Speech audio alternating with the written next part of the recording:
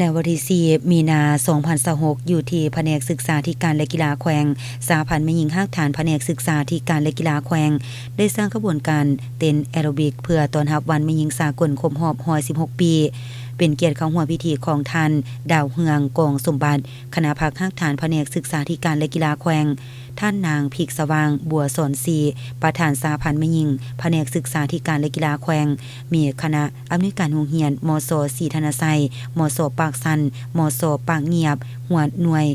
วหน้าหน่วยแม่หญิงพร้อมด้วยสมาชิกแม่หญิงที่ขึ้นกับฮักฐานหัวหน้าสหพันธ์แม่หญิงบ้านอ้อมข้างและแขกที่ถึกเชิญเข้าร่วม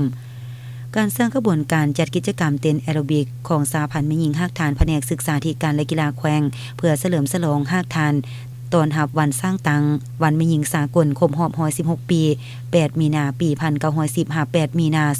2026ซึ่งท่ามกลางบรรยากาศทั่วภาคทั่วกองทัพก็คือทั่วแขวงบุรีคำไซ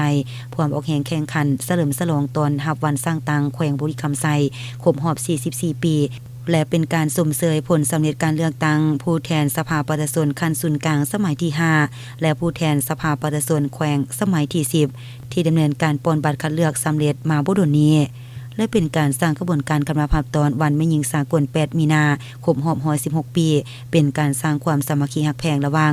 น้องแม่หญิงด้วยกันให้เป็นจิตหนึ่งใจเดียวและการสร้างกระบวนการเต้นแอโรบิกก็ยังเป็นกิจกรรมที่ได้ทั้งสุขภาพร่างกายที่ดีอารมณ์ดีมีความเบิกบานม่วนซื่นอย่างเป็นขบวนฟดฟื้นนำอีกการสร้างกระบวนการต้อนรับวันสำคัญต่างๆของศาสตร์ซึ่งล้วนแล้วแต่มีความหมายความสำคัญซึ่งแสดงให้เห็นถึงการฮู้บุญคุณของผู้ที่ได้เสียสละเลือดเนื้อเพื่อศาสตร์ในระยะต่อสู้กู้ศาสตร์น้องแม่หญิงก็ได้เคียงบ่าเคียงไหลตลอดมา